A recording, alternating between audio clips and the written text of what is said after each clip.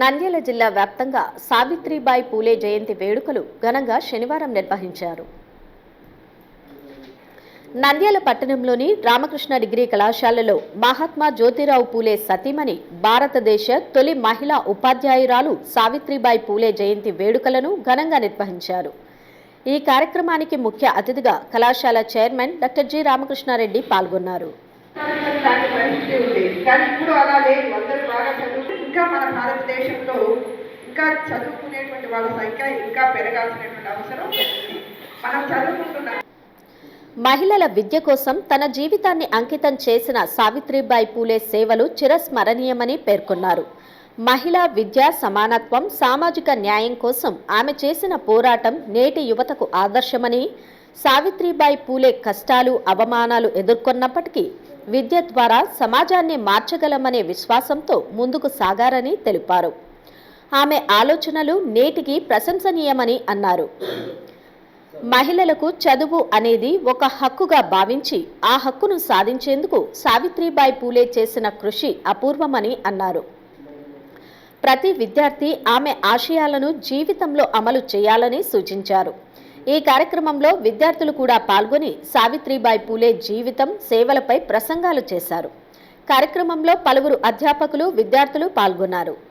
స్త్రీలకు కూడా విద్య అవసరమే, స్త్రీలకు కూడా అవకాశాన్ని ఇస్తే ముందుకు దూసుకెళ్తారు అన్నటువంటి ఆశాభావాన్ని వ్యక్తం చేస్తూ ఎడ్యుకేషన్ కోసం పాటుపడినటువంటి వ్యక్తి సావిత్రిబాయి పూలే. వారి హస్బెండ్ కూడా జ్యోతిరావు పూలే కూడా సమాజం కోసం చాలా ఎక్కువగా సేవ చేసినటువంటి విషయాన్ని మనం గమనించాలి.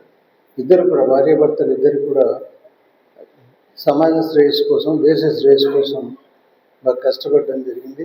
ఎప్పుడైతే స్త్రీకి మనం ఎడ్యుకేషన్ ఇస్తామో ఆ ఎడ్యుకేషన్ ద్వారా స్త్రీ ఎదిగేటువంటి అవకాశం ఉంటుంది, సమాజంలో గౌరవం ఉండేటువంటి అవకాశం ఉంటుంది అన్నటువంటి భావంతో స్త్రీలకు విద్య అన్నటువంటి కాన్సెప్ట్ని ఆమె ముందుకు తీసుకెళ్తాం.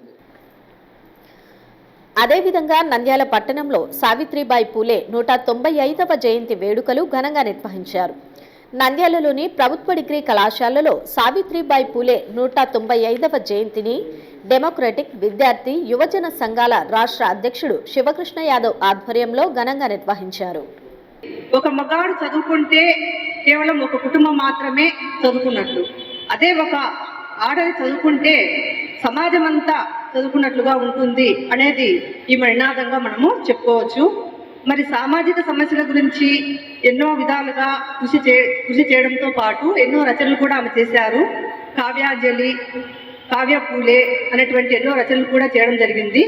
కాబట్టి ఒక స్త్రీ చదువుకుంటే, ఒక కుటుంబంలో ఒక స్త్రీ చదువుకుంటే ఆ కుటుంబం అంతా కూడా విద్యావంతురాలు అయినట్లే అనేటువంటి నానుడి మనకు ఎలానూ ఉంది. ఆళ్లగడ్డ పట్టణంలో సావిత్రిబాయి పూలే 195వ జయంతిని పురస్కరించుకుని జాతీయ మహిళా ఉపాధ్యాయ దినోత్సవం ఘనంగా నిర్వహించారు. ఆళ్లగడ్డ అపుస్మా సంఘం అధ్యక్షులు అమీర్ బాషా ఆధ్వర్యంలో నిర్వహించారు. ముఖ్య అతిథిగా ఆళ్లగడ్డ పట్టణ సీఐ యుగంధర్ బాబు పాల్గొన్నారు. సావిత్రిబాయి పూలే చిత్రపటానికి పూలమాల వేసి నివాళులర్పించారు. ఆనాడు సమాజంలో ఈ యొక్క అంటురానితనం అయితేనేమి, ఆ రోజు సమాజంలో ఏవేవి ఉంటాయో దురాచారాలు. సావిత్రిబాయి పూలే అణగారిన వర్గాల అభివృద్ధికి కృషి చేసినట్లు పేర్కొన్నారు. 1873లో సత్యశోధక్ సమాజ్ స్థాపించి మహిళలకు విద్యను అందించినట్లు పేర్కొన్నారు. 1897లో మహారాష్ట్రలో విజృంభించిన ప్లేగు వ్యాధి రోగులకు సేవలు చేసి ప్రాణాలు పోగొట్టుకున్న త్యాగమూర్తిగా పేర్కొన్నారు. కార్యక్రమంలో పలువురు ఉపాధ్యాయులు, విద్యార్థులు పాల్గొన్నారు. ఆ రోజు దాని ద్వారా కృషి చేసి, అంటే మహిళల్లో చైతన్యవంతం చేసినటువంటి గొప్ప మహిళ ఎవరంటే ఇది మన ఆనాడు ఈ కుల వ్యవస్థలో శూద్రులు చదువుకోకూడదు, తర్వాత తక్కువ వర్ణం చదువుకోకూడదు, దళితులు చదువుకోకూడదు అనేటువంటి ఒక అగ్రవర్ణాలు చదువుకోవాలంటే ఒకటి, తర్వాత స్త్రీలు ఎంతసేపు ఉన్నా ఇంటి గృహిణిగానే ఉండాలి, చదువుకోకూడదు వాళ్ళు అంటే ఒక అగ్రవర్ణాల ఒక భావన ఆమె ఎదిరించినాయమ్మ. అంటే ఆ రోజు ఆమె పాఠశాల వెళ్ళేటప్పుడు సొంతంగా భర్త బాగా సహకరించినాడు. హలో అండి, నేను మీకు Rakshitha. Please do subscribe to Nandyal communications.